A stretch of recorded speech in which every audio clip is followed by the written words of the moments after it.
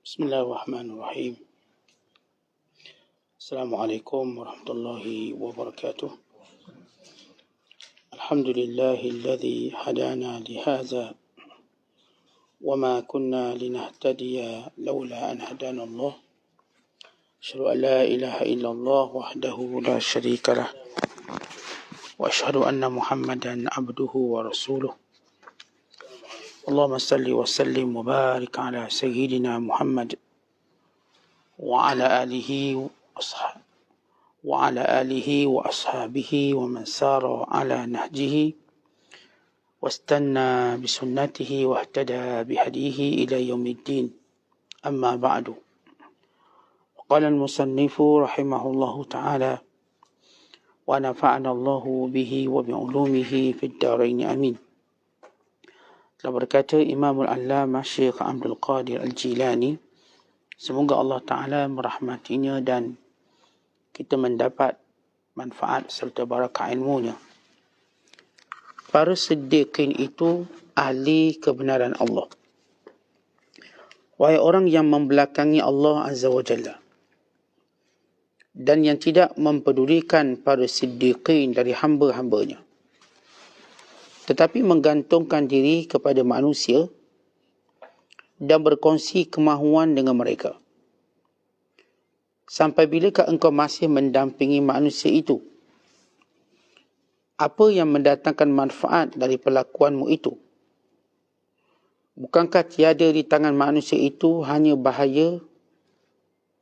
Bukankah tiada di tangan manusia itu bahaya atau manfaat? Mereka tidak mampu memberi atau menahan. Tiada beza manusia itu dengan semua benda-benda yang tidak bernyawa, yang memang tidak dapat memberikan mudarat atau manfaat. Ingatlah bahawa yang memiliki itu satu, yang memberi mudarat itu satu, yang memberi manfaat pun satu, yang menggerakkan, yang membantukan juga satu, yang mengeraskan, yang memaksa, yang memberi dan yang menahan, yang mencipta dan yang memberi rezeki, semua itu adalah satu. Tiada duanya, iaitu Allah Azza wa Jalla, yang bersifat qadim, kekal abadi. Tuhan itu ada sebelumnya, Tuhan itu ada sebelum adanya semua makhluk. Dia ada sebelum adanya ibu bapa kamu dan orang kaya kamu. Bukankah dia pencipta semua langit dan bumi dan apa yang ada pada keduanya dan yang di antara keduanya? Allah Ta'ala berfirman, Laisa kamitslihi syai'un wa huwas sami'ul basir. Tiada sesuatu pun yang serupa dengan dia, sedang dia, yakni Allah, maha mendengar, maha melihat. Alangkah kesalnya kamu, duhai manusia.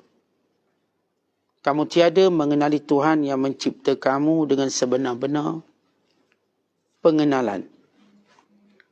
Jika aku diberikan kuasa oleh Allah nanti di hari kiamat, mahu aku menanggung dosa-dosa kamu sekalian dari awal kamu hingga ke akhir kamu. Wahai pembaca, bacakanlah kepadaku sendirian tanpa siapa pun dari penghuni langit dan bumi. Siapa yang beramal dengan amalannya, terbuka baginya suatu pintu yang dapat dimasuki hatinya, menerusinya kepada Allah Azza wa Jalla.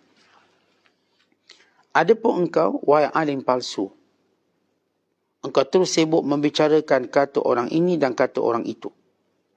Lalu engkau mengumpul wang dengan menyampaikan ilmumu itu.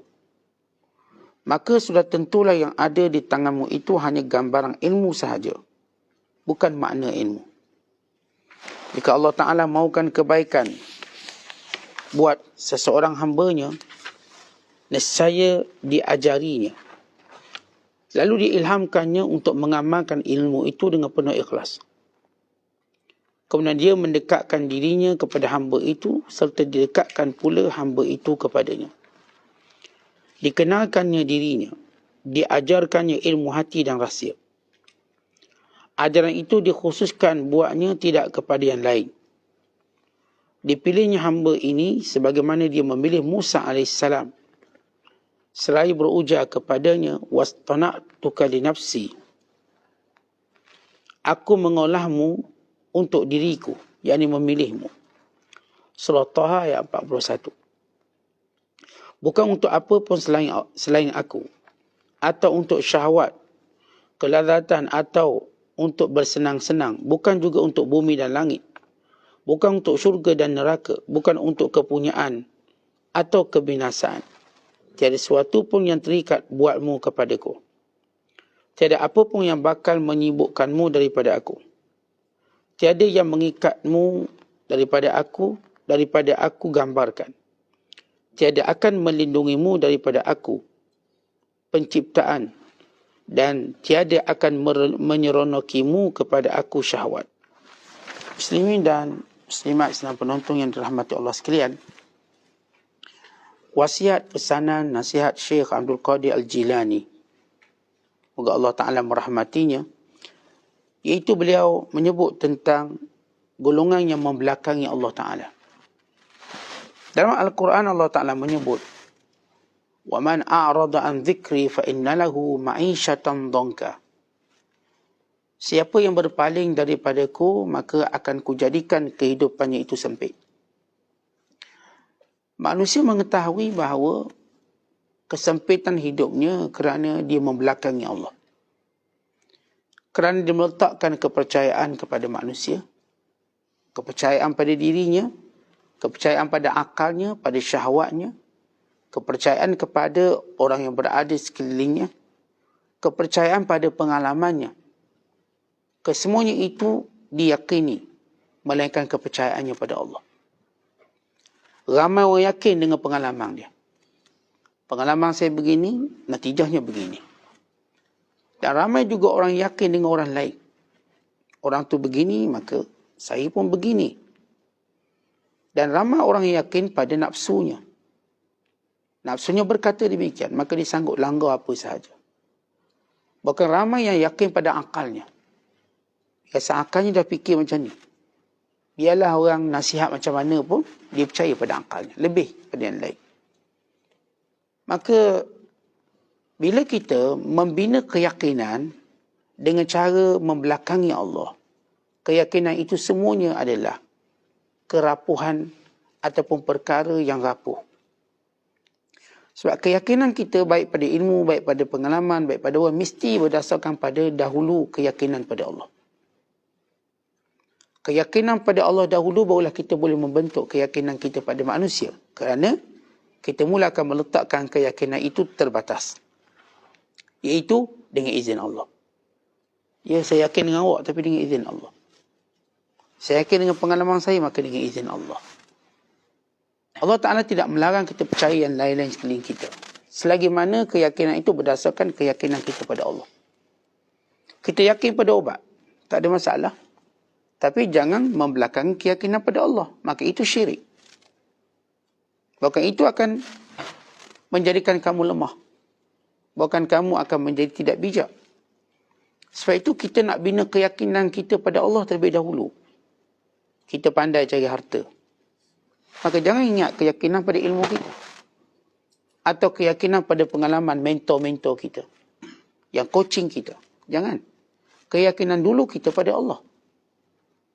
Bila kita yakin pada Allah, maka lihat bagaimana pokok itu tumbuh. Berapa jam kita jaga pokok itu.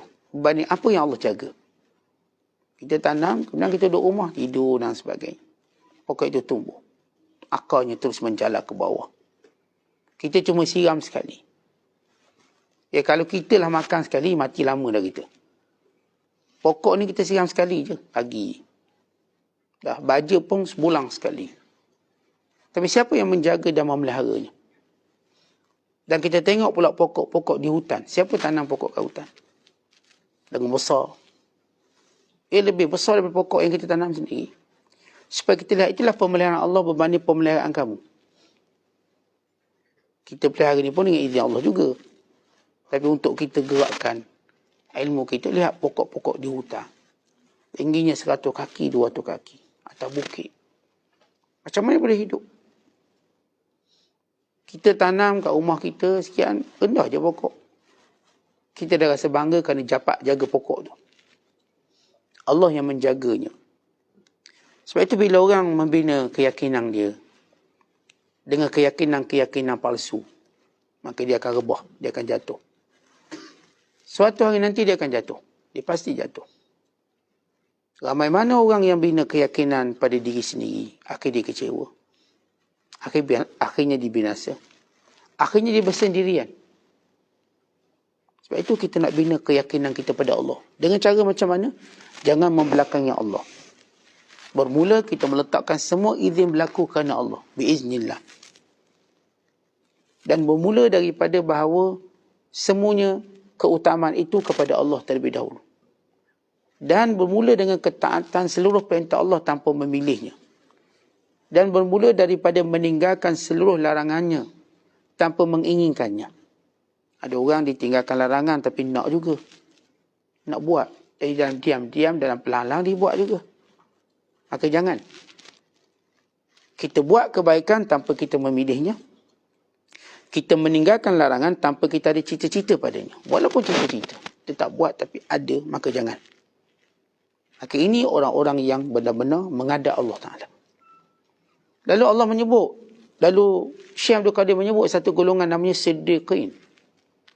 Tentang kita nak kenal Allah, kita tak boleh kenal sendiri. Maka kita perlu dengan golongan Siddiqin yang Allah Ta'ala telah muliakan mereka.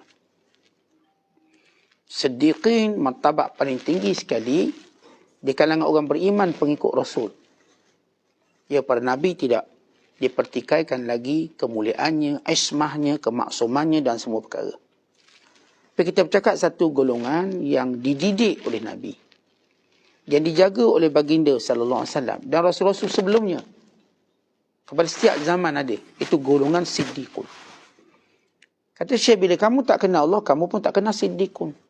Atau siddiqin kamu tak akan kenal. Bila kamu kenal Allah, kamu akan kenal siddiqun. Dan kalau kamu nak kenal Allah melalui siddiqun. Sebab mereka contoh yang hebat.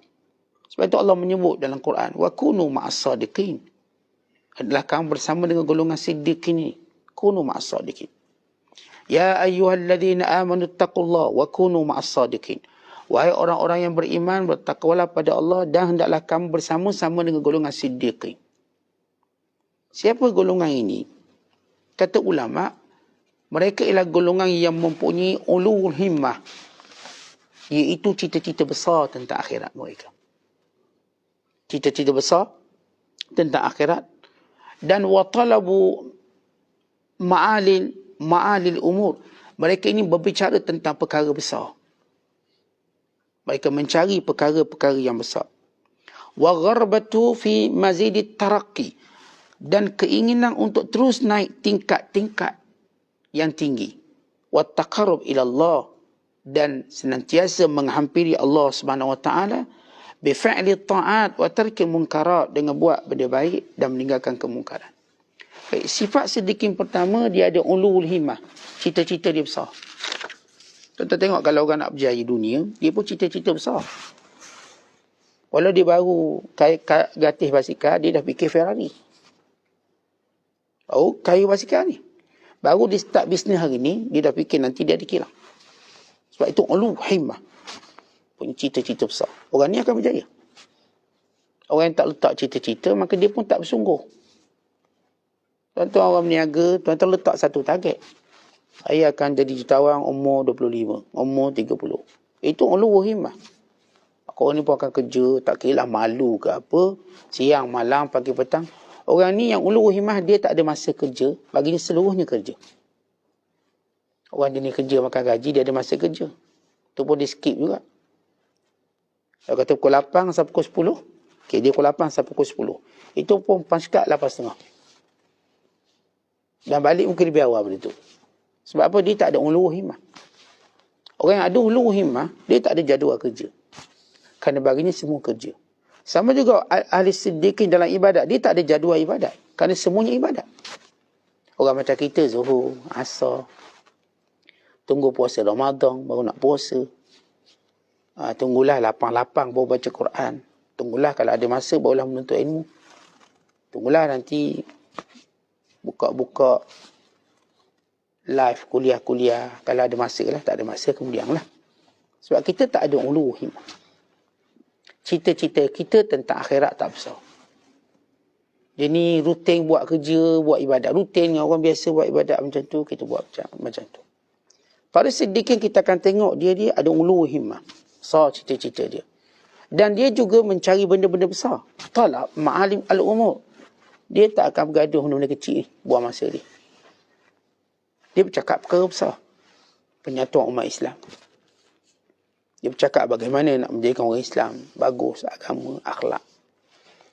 Dia tak akan terbabit dengan kekhilafan kecil, berbalah, bergaduh. Tahu bagaimana. Sampai tak jumpa jalan keluar bila berbalah. Tidak. Orang ni ialah orang nampak jalan besar. Kemana setengah orang cuma nampak pintu tingkap. Dia nampak pintu gerban yang besar. Untuk keluar. Sebab itu dengan mudah dia mendamaikan orang. Sebab dia tak bercakap benda kecil. Kita tak kata benda kecil tu tak penting. Penting juga. Skru kecil pun penting. Tapi bukan itu keutamaan dia. Bukan itu keutamaan. Sebab itu orang ni, para siddiqin, dia tak akan berbalah benda kecil. Kita berbalah semua benda garang, berbalah gula, berbalah silap parking, berbalah. Semua benda nak balah. Benda yang boleh kita uruskan dengan baik pun, kita nak bergaduh juga. Silap potong kereta pun nak berbalah. Sebab apa? Bagi kita sibuk dengan benda kecil. Sebab itu tak ada benda besar kita buat. Orang yang sibuk dengan benda-benda kecil, dia tak akan buat benda-benda besar. Tak ada kejayaan. Orang yang just ignore benda-benda kecil ni, dia panggil safasiful umur. Ini benda-benda kecil, pecisan. Maka dia akan buat benda besar. Tuan-tuan tengoklah orang yang buat benda-benda besar atas dunia ni. Wa imma benda dunia, apatah lagi benda akhirat. Yang buat benda dunia, dia macam tak fikir sangat kerana kecil-kecil ni. Biarlah. Okay, sebab tu dia hebat. Sama juga dalam hal akhirat, saya katakan. Dia tak pening kepala nak bergaduh benda kecil-kecil. Nak bergaduh, Nabi Khidir hidup ke mati, berperang. Nak bergaduh tentang hal Tuhan ni sampai bermasang muka. Sampai berpuak-puak kerana sedikit permasalahan agama. Terus jadi puak. Yang bawah tu tukang pam dia naik atas. Oh, dia dah ada penyokong. Yang ni pun ada penyokong, gaduh. Lalu kita tanya untungnya kat mana? Apakah untung bila kita membawa api pergaduhan, perbalahan dalam masyarakat? Apakah tidak ada penyejuknya? Apakah tidak ada yang memadamkannya? Apakah tidak ada yang menunjukkan kita perkara yang lebih utama? Sedangkan perjalanan kita singkat. Sedangkan semua nak menuju kepada Allah. Semua nak suju pada Allah. Semua kita sayangkan Allah. Semua kita nak beriman pada Allah dengan iman yang sempurna. Maka untuk apa perbicaraan perkara-perkara yang saya katakan merugikan kita? Dan pada siddiqun ini juga kata ulama ialah al-gharbatu fi mazidit taraqqi wa taqarrub ila Allah. Mereka ini ada keinginan besar untuk dekat dengan Allah. Nak angkat darjat mereka di sisi Allah Ta'ala. Dengan cara macam mana? Melakukan semua ketaatan.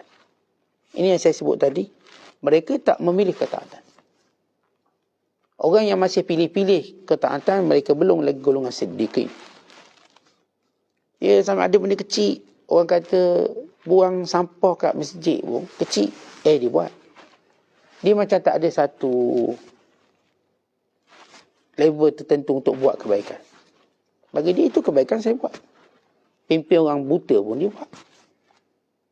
Mungkin tolong bini dia pun dia buat. Benda kecil-kecil. Dia mungkin susun selipar, susun kasut. Dia mungkin basuh keretanya sendiri, dia tak ada masalah. Dia tak ada istilah, saya tak akan buat benda kecil ni, saya cuma buat benda besar. Tak, dia boleh buat. Maka golongan ini golongan yang disebut sebagai siddiqin sebab mereka tidak memilih kebaikan. Sebab Nabi SAW menyatakan, la tahqiranna minal ma'rufi syai'ah. Jangan kamu memperkecilkan benda baik. Jangan. Walau pergi makan kucing, walau sekadar menyelamatkan binatang tertentu, jangan anggap kecil. Semua tu namanya Tuhan suruh. Contoh kalau kita sayang seorang, apa pun yang disuruh kita nampak besar, walau kecil. Saya sayang seorang ni, waktu kita pergi ambil air, pergi ambil syahwan, pergi basuh, kecil semua tu. Tapi bagi kita besar. Sebab apa? Kita cinta. Kita sayang, kita hormat. Apatah lagi orang yang berkata sayang pada Allah. Kemudian Syekh pun menyebut. Pertama, salah kamu berpaling dengan Allah. Satu. Yang kedua, kamu tidak pedulikan golongan siddiqin. Akibat kamu berpaling dari Allah, maka Allah tak jadikan kamu kenal siddiqin. Sebab tu kita tengok orang-orang yang buruk perangai mereka. Apa masalah mereka? Tak ada kawan baik. Itu je masalah mereka. Tapi bila dia nak baik, nak dekat dengan Allah, Allah hadir kawan baik. Dan bila dia makin nak dekat dengan Allah, makin baik kawan yang dijumpa. Makin pimpin dia dunia dan akhirat dia. Makin bercakap pada pendengaran telinganya dan hatinya. Makin istiqamah dia dengan orang ni. Dengan segala ketaatan yang dibawa. Tapi kalau berpaling pada Allah, tak kenal orang ni. Sampai sudah tak kenal. Akhirnya cuma kenal yang tak baik. Kemudian Syekh menyebut, kamu duk baik dengan manusia lain ni, yang tiada hubungan dengan Allah. Maka manusia-manusia yang kamu baik, yang kamu rapat, yang kamu dekat, ingat, dia tu tak beri apa-apa manfaat pada kamu. Dan dia juga tak boleh datangkan mudarat pada kamu. Dia bukanlah yang menghidupkan, yang mematikan. Tapi yang sebenar-benarnya ialah Allah Ta'ala. Sebab itu Allah Ta'ala sebut dalam Quran, وَاتَّخَذُوا مِنْ دُونِهِ آلِهَةً لَا يَخْلُقُونَ شَيْئًا وَهُمْ يُخْلَقُونَ وَلَا يَمْلِكُونَ لِأَنفُسِهِمْ ضَرًّا وَلَا نَفْعًا وَلَا يَمْلِكُونَ مَوْتًا وَلَا حَيَاةً وَلَا نُشُورًا.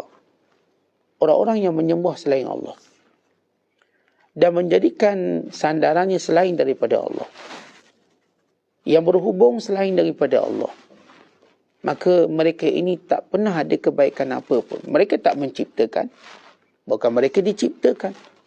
Mereka tidak mampu memberi manfaat untuk diri mereka, tidak juga menyekat mudarat daripada berlaku pada diri mereka. Mereka juga tidak memiliki kematian ataupun memiliki kehidupan, apatah lagi memiliki nusyuran hari kebangkitan. Yang memiliki hidup mati siapa? Allah. Manusia-manusia yang kita kenal, dia bukan memiliki hidup mati kita. Dia nak kata dia nak matikan kita, dia tak boleh. Mungkin dia mati dulu. Dia nak kata dia nak hidupkan kita, pun tak boleh. Kalau urusan hidup dan mati, urusan Allah. Apatah lagi mengumpulkan manusia di hari akhirat kelak. Nak beri manfaat pada kita, pun tak boleh. Mereka dengan izin Allah. Nak beri mudarat pun tak boleh. Dia pun tak boleh beri manfaat untuk dirinya. Macam mana nak beri manfaat pada orang lain? Kerana semua berlaku dengan izin Allah. Maka Allah Ta'ala menempelak orang yang cari lain pada Allah. Dan juga kita menyebut golongan-golongan yang bersahabat, yang membelakangi Allah. Mereka ini tak beri apa-apa pun manfaat pada kamu. Dan mereka juga tidak boleh mendatangkan mudarat pada kamu. Nak ugut kamu, nak itu, tak boleh. Kerana semuanya milik Allah mutlak. Makhluk ini nama manusia, kata Syekh, macamlah bukit, pokok. Ini semua makhluk yang tak ada apa-apa kuasa pun. Sebab itu ini mendorong kita tidak mengampu manusia. Ini mendorong kita tidak bergantung pada manusia. Sebab dah tahu dia macam kita juga. Sebab itu para ulama menyatakan istighasul makhluk bil makhluk kastighasatil masjun bil masjun. Manusia minta tolong manusia macam banduan minta tolong banduan. Banduan minta tolong boleh tak lepaskan saya dari penjara. Nak lepaskan macam mana, dia pun banduan. Kata kita boleh tak lepaskan saya daripada kesusahan. Boleh tak gembirakan saya. Nak gembira macam mana, saya pun tak gembira. Kerana itu kita diajar, rukun pertama akidah kita ialah bila mana kamu minta-minta dengan Allah. Itu asas dia. Wa iza sa'alta fas'alillah. Wa iza sta'anta fasta'in billah. Nak minta, minta dengan Allah. Nak minta pertolongan dengan Allah. Itu keutamaan. Ada orang kata, Ustaz, doa apa kita minta ke makhluk? Kita kalau kereta rosak tengah jalan, kita pun minta dengan towing. Ya boleh, tapi bukan keutamaan. Pertama minta dengan Allah. Kalau kita minta towing datang, tanpa kita lupakan Allah, towing tu datang ambil kereta kita, curi terus. Dia ingat boleh selamat, dia ambil, dia towing, dia terus balik rumah dia curi. Dah habis, tak ada apa. Bila sebagai manusia yang bodoh ini melihat sebab lebih kuat daripada pemberi sebab, bukan dia mempelekehkan, doa-doa apa. Kita kan ni usaha dulu. Tak saya kata doa itu kekuatan permulaan pada usaha itu sendiri. Kerana menunjukkan pergantungan kita pertama dengan Allah.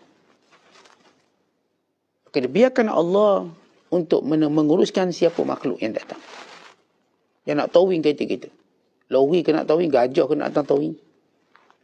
Maka itu urusan Allah. Tapi pergantung hati dengan Allah. Kita bila susah, tak makan, tak minum, minta dengan Allah terlebih dahulu. Biar terbentuk pergantungan dulu. Jangan terus minta dengan makhluk. Kalaupun kita ditolong, maka itu istidraj, merosakkan akidah kita. Mukaddimah kita pun dengan Allah dulu. Kita tanam pokok, kita start bisnes. Mukaddimah dengan Allah dulu. Jangan kabel ni ada, kabel tu ada. Datuk tu ada, dating ni ada. Jangan begitu. Letak dengan Allah dulu. Dan biar Allah uruskan siapa. Kalau memang benda ni menjadi sebab yang Allah izinkan kepada kita. Dengan pergantungan kita pada Allah, maka ini sebab yang tidak akan memudaratkan kita. Andai kata satu hari nanti ditinggal kita, dia tak tolong kita, dia tak akan bermudarat pada kita. Tapi orang bergantung pada sebab, bila sebab tadi terputus, terus dia macam wow yang terputus. Lain-lain terputus talinya. Oh, dia dapat projek sebab Datuk. Datuk tu pun penceng. Habis projek dia. Kenapa? Kerana tak betul pergantungan dia dengan Allah. Dia dapat projek sebab kenal orang tu, kenal orang ni. Dan orang ni pula, tiba-tiba dah tak ada jawatan, dah habis dia. Dulu dia kenal menteri tu, menteri ni. Tiba menteri tu kalah. Orang lain pula naik, habis dia. Sebab tu tuan-tuan, dalam ilmu akidah kita, gantung dengan Allah dulu. Dan biar bagaimana makhluk datang, sesudah kita bergantung dengan Allah. Kadang-kadang mungkin Allah Ta'ala nak hantar kita, musuh kita untuk tolong kita. Ya. Dia hantar musuh untuk tolong kita. Dia hantar harimau untuk tolong kita dalam hutan. Dia hantar singa mungkin untuk menolong kita di padang pasir. Mungkin. Dia hantar musuh untuk tolong kita bangkit dan bangun. Kerana itu tuan-tuan sekalian, bila kita letak pergantungan dengan Allah, sebab itu sebab yang unik berlaku. Tapi kalau bergantung pada manusia, dia sebab macam kita fikir, bukan dia akan lebih bawah pada kita fikir. Kerana itu, lihatlah pada Allah yang satu yang mencipta segalanya. Kerana itu Allah Ta'ala menyebut dalam Al-Quran, laisa kamitslihi syai' wa huwas sami'ul basir. Allah tak macam makhluk yang kamu gantung tu. Bahawa Allah itu maha mendengar lagi maha melihat. Bila Allah Ta'ala kata Allah tak sama macam apa yang kamu cuba pegang gantung. Sebab apa? Sebab Allah yang sebenar-benar dengar dan lihat. Manusia-manusia ni kalau kita nak gantung dengan dia, nak dekat dengan dia, dia dengar bila kita dekat. Bila jauh dia tak dengar kita. Dia nampak bila kita dekat, dah jauh tak nampak kita. Maka dia tak tahu lagi kita susah. Tapi Allah itu dengar setiap bisikan kita, even hati kita. Sebab itu kadang-kadang tuan-tuan, kita banyak doa dengan hati. Ya Allah, Ya Allah. Dan apakah kita boleh minta dengan manusia dengan hati? Tak boleh. Sebab apa? Sebab manusia tak mendengar. Kena jerit kuat-kuat. Kena tulis surat panjang lebar. Kena viral dulu baru manusia tu faham. Tapi bila kita minta dengan Allah, banyak kali kita berbisik dengan Allah. Banyak kali. Ya Allah, tolong aku. Ya Allah, selamatkan aku. Ya Allah, dalam hati. Banyak mana? Kenapa kita boleh berbicara dengan Allah dengan hati? Sebab kita tahu Allah mendengar. Boleh tak kita bicara manusia dengan hati? Tak boleh. Sebab kita tahu dia tak dengar. Tapi kalau begitu dia tak dengar. Macam mana kita harap dia faham masalah kita? Dia tak akan faham. Allah memahaminya. Sebab itu kita sentiasa berbicara dengan hati kita. Dan Allah tu melihat. Sebab itu ketika mana kita rasa dah tak ada makhluk boleh tolong kita, maka ketika itu kita rasa Allah melihat kita.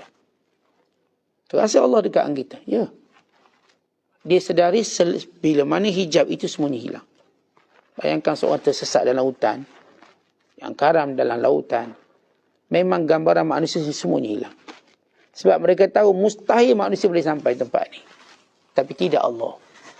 Ketika itu gambaran bayangan mereka terhadap kasih sayang Allah.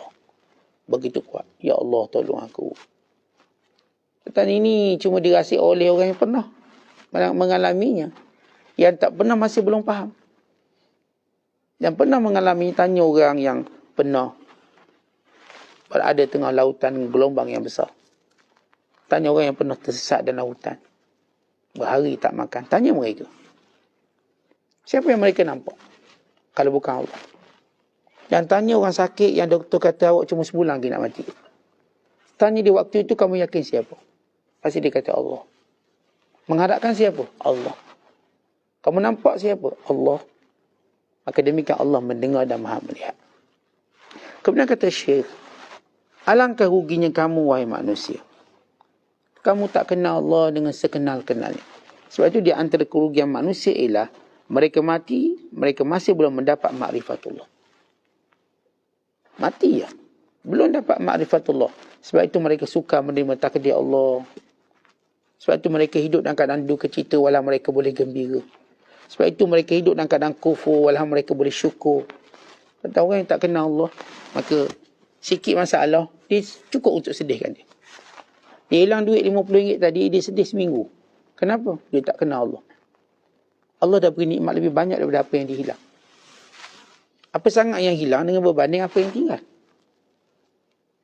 Hatta kalau tak ada duit lain pun, Ustaz, saya ada 50 ni. Bukankah awak masih ada mata, ada telinga, ada akal? Itu berapa harga dia? Untuk awak bayar, berapa harga? Seorang mengadu pada ulama, Syekh, saya tak ada duit, saya miskin, saya tak ada. Lalu kata Syekh, maukah kamu dia ambil mata kamu dengan harga 100,000 dinar? Nak tak? Tak nak. Maukah dia ambil tangan kamu dengan harga 100,000 dinar? Tak nak. Maukah kamu dia ambil kaki kamu dengan harga 1,000 dinar? Tak nak. Disebut-sebut setiap anggota. Maka bayangkan kayanya kamu. Kamu dah ada berapa juta kat badan kamu? Kamu ada lidah, ada gigi. Dan nak ke kita orang cabut, orang goyang kaki kita cabut sebatang depan tu, kita bayar 100,000. Oh, tak nak. Semua anggota badan kita cukup menunjukkan kita kaya. Maknanya Allah dah kayakan kita. Tapi oleh kerana tak kenal Allah, sikit diuji, marahnya tak pernah habis. Sikit diuji, marahnya tak pernah surut. Tuan-tuan, sebesar-besar pantai pun ada pasang surutnya. Yang kita jenis tak surut-surut ni kenapa? Sebesar-besar lembah sungai pun ada pasang surutnya. Maka kenapa manusia ni tak nak surutnya? Kemarahan dia, kebencian dia. Dengan sedikit ujian. Sebab tak kenal Allah. Tetap ada orang dia duka cita kerana manusia. Sebab dia tak kenal Allah. Mungkin mati tunang dia. Mungkin mati kekasih dia. Mungkin mati isteri dia. Mungkin. Atau suami dia. Tu dia murung sampai mati. Kenapa murung? Sebab kamu tak kenal Allah. Kalau kenal Allah, kamu tahu itu adalah benda yang akan dilalui oleh semua orang. Kita pun akan mati. Semua orang yang kita sayang akan mati. Kerana benda itu tak pernah berubah semenjak Allah ciptakan dunia ni. Para sahabat, sebab mereka sayang Rasulullah, mereka kehilangan Rasulullah SAW. Para tabi'in, sebab mereka cintakan para sahabat, mereka juga hilang para sahabat. Demikian berikutnya. Para ulama yang sayang gurunya juga meninggal dunia. Pada murid yang sayang ulama juga meninggal. Demikian sunnatullah tak berubah. La tabdila li kalimatillah, tak akan berubah. Sebab itu bila orang kenal Allah, dia berjalan dengan tenang atas muka bumi. Tenang. Sebab dia tahu itulah dia aturan-peraturan yang Allah tetapkan. Kemudian kata Syekh, kalaulah Allah Ta'ala beri aku izin untuk tanggung dosa kamu. Kenapa Syekh kata begitu? Kalau memang kita tak boleh tanggung dosa orang. Wala taziru waziratun wizra ukhra. Seorang tidak menanggung dosa orang lain. Tapi ini satu takbir bagaimana kecintaan orang-orang soleh, simpati kepada orang, terus tidak mempedulikan agama dalam diri dia. Kalau aku boleh tanggung dosa kamu, aku tanggung. Umpama seorang ibu bila melihat anak kecilnya sakit, kalau sakit ni pergi kat aku, tak apa. Sebab apa? Kerana kasih belas. Kerana ulama yang sebenar, dia ada simpati yang dalam pada orang-orang yang bawah ni. Dia ambil simpati. Kerana itu ialah sifat para Nabi. Para Nabi alaihissalatu wassalam, mereka ada sifat simpati mendalam pada setiap orang bawah ni. Bimbang nanti tak selamat. Bimbang begitu, begini. Bukan para Nabi mencari setiap umat dia. Boleh saja mereka tu masuk syurga rehat dalam. Tidak. Mereka mencari umat masing-masing. Untuk memberi syafaat. Untuk masuk bersama dengan mereka syurga. Maka siapa yang dia berdakwah pada jalan agama tapi dia tak punya kasih sayang pada orang bawahannya, maka dia belum benar imannya pada Allah. Ini bukan sifat siddiqin. Sebab tu Siddiqin tak berhenti berdakwah sebab dia fikir yang tu. Dia bukan fikir diri dia selesai dah. Kerana seorang bila dah kenal Allah, dia tak mungkin bergerak seorang dia. Sehingga dia mengajak orang lain sebanyak yang dia mampu untuk kenal Allah. Dia tak macam orang, kita kata kaya, dia tak akan bawa orang untuk kaya macam dia. Tapi pada Siddiqin dia nak ajak orang biar jadi macam dia. Macam seorang ayah, mana ada ayah yang tak mahu anak dia jadi macam dia kalau dia berjaya. Dia nak anak dia paling kurang jadi macam dia atau lebih pada dia. Tak pernah seorang ayah nak anak dia kurang pada dia. Saya ada degree contoh. Anak saya tak ada degree pun tak berusaha. Bawa sikit. Supaya dia taklah belagak depan saya. Dia diploma je. Kita ada degree, kita nak anak kita ada master. Kita ada PhD, nak suruh anak kita ada 5 PhD. Kita tuan-tuan kalau seorang bisnes berjaya di kampung, kita nak suruh anak kita berjaya dalam negeri atau international. Tak ada seorang ayah dengki pada anak dia kalau anak dia berjaya. Ini kan jiwa Siddiqin. Dia nak bawa orang berjaya macam dia, dekat dengan Allah dia. Dia tak nak orang tu bawah pada dia, tidak. Biar kamu sampai. Bukan kamu lebih pada aku, tak apa. Kali itu bila Umar bin Abdul Aziz berkata pada anaknya, sebelum tu anak dia cakap, "Wahai ayah, moga ayah menjadi pemberat timbangan amalan." Kata Umar bin Abdul Aziz, "Bahkan semoga engkau pemberat timbangan amalanku." Masing-masing melihat diri orang tu yang akan menolong dia berbanding melihat diri dia nak tolong orang lain. Kenapa? Nak bawa orang tu sama level dengan dia. Sebab tu para Siddiqin, mereka punya simpati yang mendalam. Kemudian kata Syekh lagi, wahai orang yang membaca, orang baca, orang boleh tahu. Kalau kamu pun tak boleh tahu dengan dengar kuliah, kamu kan boleh baca. Kamu kan boleh fikir. Kamu tak nak dengar kuliah, tak nak dengar ceramah, tak nak dengar nasihat. Kamu kan boleh fikir. Kamu kan boleh ambil daripada mana-mana sumber. Maka, bacakan kepadaku, sila beritahu pada aku secara sendirian. Siapa pun penghuni langit dan bumi ini, melainkan kalau dia beramal dengan satu amal baik, melainkan dia nampak natijah baik pada dirinya. Kata Syekh, kalau seorang buat benda baik, terbuka pintu langit untuk dia. Kata, tanyalah sesiapa pun, bila kamu buat baik, kamu gembira atau tidak? Bila kamu buat jahat, kamu rasa takut atau tidak? Dia takut. Itu fitrah yang Allah tinggalkan, Allah letak dalam hati manusia. Tapi bila kita ajak orang, bila dia buat baik, rasa seronok tak saya? Seronok lah. Dapat tolong orang. Seronok lah. Dapat ringankan beban orang. Ya. Itu benda yang aku tak ajar pun kamu boleh tahu sebenarnya. Sebab sebahagian kebaikan itu fitrah. Sebahagian kebaikan itu fitrah. Maka setiap kali kita buat kebaikan, maka kita buka pintu langit untuk kita. Untuk diterima. Itu kita lihat binatang pun, dia ada kebaikan fitrah yang mereka buat. Kebaikan fitrah mereka buat. Umpama kalau kucing nak berak gali lubang, itu kebaikan. Kucing sifat dia akan cuba gali, berak, kemudian dia akan timbus, kemudian dia akan cium, ada bau tak? Ditimbus lagi, itu fitrah dia. Setiap binatang ada fitrah. Manusia lagi lah. Kita tuan-tuan ada fitrah nak buat baik. Baik pada mak kita, pada seterusnya. Allah dah jadikan benda itu dalam fitrah. Lihat bagaimana Allah nak suruh menjadi baik. Sebab kamu dah rasa kelazatan berbuat baik. Bayangkan kelazatan lebih tinggi daripada itu, iman kita pada Allah.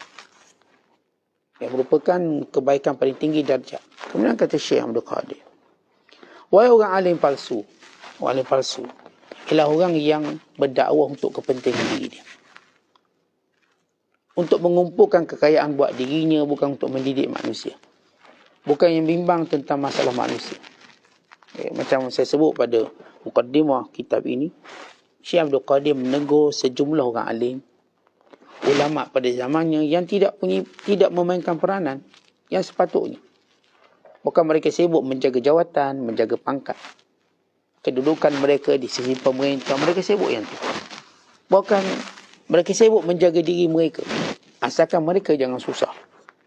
Ini namanya alim palsu, yang tidak, ilmunya tidak beri manfaat kepada dirinya. Kerana pada Siddiqin itu, kata ulama, ialah setiap perkataannya akan dibenarkan oleh perbuatannya. Setiap akan dibenarkan. Kemudian kata Syekh lagi, bila menyatakan sebab menyebut tentang golongan yang tidak menjalankan tugasnya. Jika Allah Ta'ala mahukan kebaikan buat seseorang, baik, ini namanya ilham. Bila Allah nak seorang tu jadi baik, maka apa yang Allah buat? Allah akan ajar dia, Allah akan ilhamkan pada dia semua benda-benda yang baik, semua ilmu kepadanya, sehingga dia tidak beramal melainkan ikhlas kepada Allah. Jadi ikhlas ini ialah satu ilham daripada Allah Ta'ala untuk kita dekat diri kepadanya. Sebab itu kita doa biar kita ikhlas. Allahumma ja'alni minal mukhlasin. Allah jadikan aku di kalangan orang yang ikhlas. Ikhlas ni tuan-tuan taklah semudah kita fikirkan. Oh tak apa, saya ikhlas, saya ikhlas. Ia tak semudah bicara. Sebab itu kita kena doa pada Allah sungguh-sungguh. Semoga Allah Ta'ala berikan kepada kita keikhlasan. Dan ini satu benda yang sentiasa dikacau. Orang akan ganggu dan ganggu dan ganggu sampai kita gagal. Lepas dah ikhlas buat pun dia jadikan kita tak ikhlas terus. Bayangkan kalau kita katakan rumah dah siap, pahat masih berbunyi. Dalam istilah bahasa Melayu kita ni dah buat baik, dah habis dah, tapi gangguan tu masih ada. Ya, dulu kan kamu orang baik, dia ajar kita bangga dan sombong, merosakkan keikhlasan kita. Kemudian kata Syekh, bila seorang tu benar buat baik sampai peringkat Allah pilih dia untuk Allah. Sebagaimana firman Allah Ta'ala, wastana'tuka li nafsi, wahai Musa, aku ciptakan kamu untuk aku. Maksudnya apa tuan-tuan sekalian? Tujuan hidup dia, setiap perkataan, setiap tindakannya semua kerana Allah. Dia tahu urusannya tidak dengan makhluk ini melainkan dengan Allah. Dia tiada urusan dengan makhluk, semuanya dengan Allah. Dia nampak secara khusus dia milik Allah. Nampak. Contoh macam gini lah, kalau kita lihat orang tu dia kerja satu syarikat. Nampak dia secara khusus milik syarikat tadi. Dia tak ada part time kat luar, tak ada. Dia fokus pada syarikat. Dia pakai pun baju syarikat ni, komen syarikat ni, dia cakap syarikat ni. Dan kata ni, nampak dia orang nampak syarikat tu. Sama juga bila dia hamba Allah. Dia bercakap bukan mewakili nafsu dia. Tidak juga mewakili kepentingan dia. Ia adalah bercakap tentang apa yang Allah cakap pada dia. Dia bercakap, dia buat tentang apa yang Allah suruh dia buat. Maka dalam dirinya menjadi hujah pada manusia. Hujah. Yang dia buat, yang dicakap itu semua datang dari Allah. Maka ini bila Allah Ta'ala pilih dia menjadi orang yang dekat dengan Allah, maka sibuk dia dengan Allah SWT. Maka bila dia sibuk dengan Allah SWT, maka tiada kelazatan daripada benda lain melainkan pada Allah. Tidak lazat pada dunianya, tidak lazat. Bukan cerita lazat daripada syurganya, pada nerakanya, tapi pada Allah. Nampak dia pada Allah, gambarannya kepada Allah SWT. Maka ketika itu orang ni tuan-tuan sekalian, dia disebut pada mukadimah tadi, golongan siddiqin. Maka mengenali golongan siddiqin sebenarnya, bila Allah nak beri kita makrifat kepada Allah, maka kita kenal siddiqin. Sebagaimana para sahabat, bila nak kenal Allah, Allah kenalkan dia dengan Rasulullah. Bila mereka mengenal Rasulullah SAW, lihat bagaimana mereka berubah. Jadi kita dah sebut pada Nabi, ni atas pada siddiqin. Kita bagi secara analogi sejarah. Kenapa sahabat jadi mulia? Sebab Allah hadirkan kepadanya Rasulullah SAW. Jadi demikian kita hari ini, bila kita dihadirkan dengan golongan siddiqin dalam kehidupan kita, maka kita akan mendapat kemuliaan. Kalau mereka dahulu sohbah dengan Rasulullah, kita nak sohbah dengan para siddiqin yang menjadi sebab untuk sohbah persahabatan dengan Nabi SAW. Wallahu bisawab. Assalamualaikum warahmatullahi wabarakatuh.